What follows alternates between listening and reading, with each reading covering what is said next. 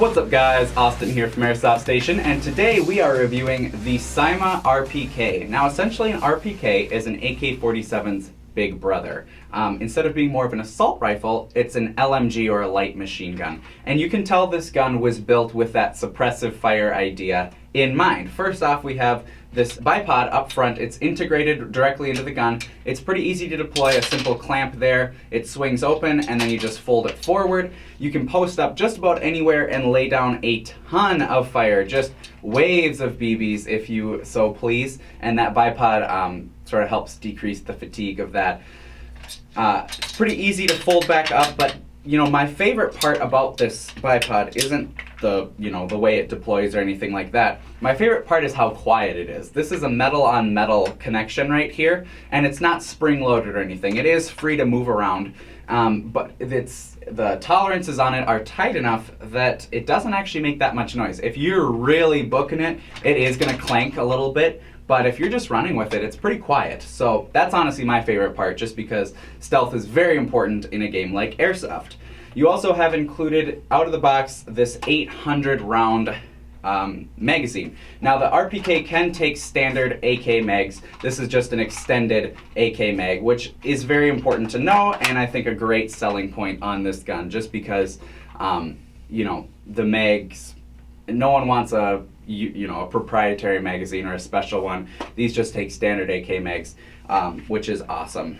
The gun also features real wood furniture, which I was not expecting. When I looked at the price tag of this gun, I just automatically assumed that it was going to be plastic or some sort of fake wood. But no, believe it or not, it is real wood, which is awesome. Real wood is just, it's sturdier, it's more novelty, and it just gives the gun a much higher end feeling. So that's great. Same thing with the receivers. It is a high quality metal. It's not that cheap pot metal that you get with some guns.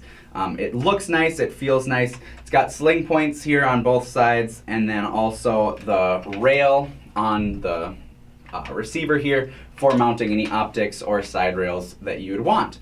Now the one downside of this gun, and really the only negative point that I have, is the battery storage capacity.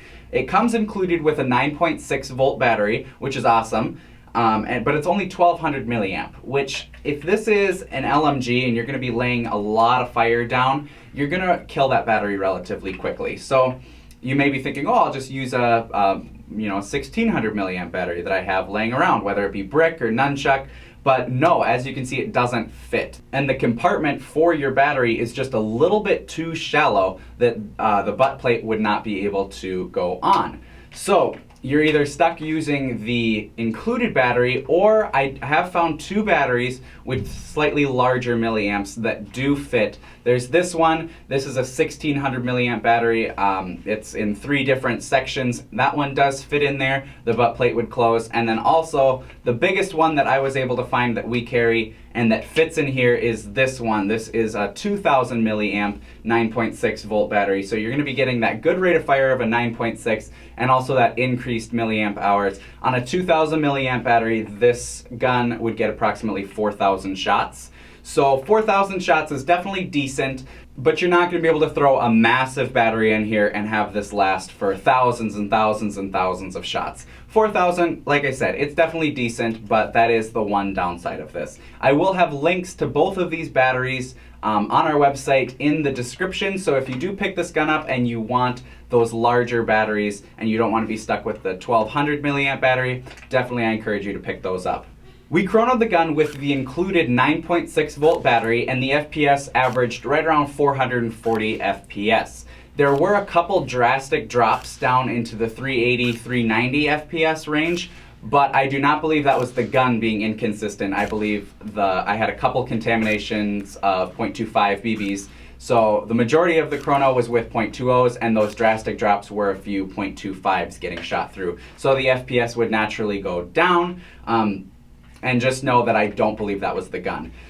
440 is a little bit high, so if you play on a field with 400 as the regulation, you are going to need to be respringing this gun. But if your field doesn't have that regulation, that added FPS is going to add to a little bit more of range that you can get out of this gun.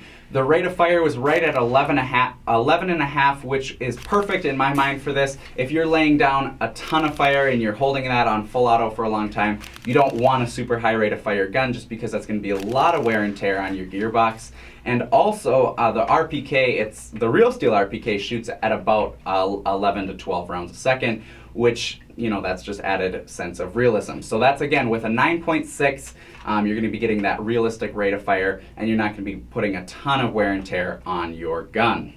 My final thoughts on this gun are that I really like the externals. The real wood really helps bring this piece together. High quality metal, that longer barrel, just like the real RPK, the integrated bipod, all of these, the extended mags, all of these are what really bring this gun together. The one downside I have is that battery storage. It is unfortunate that you can't use the 1600 milliamp 9.6 volt batteries that you probably already have, whether they be nunchuck or brick, but you can fit that 2000 milliamp battery in there, which is plenty, so it's really not the end of the world. It's just a little bit unfortunate that that couldn't have been a little bit deeper, but other than that, great gun, solid shooter.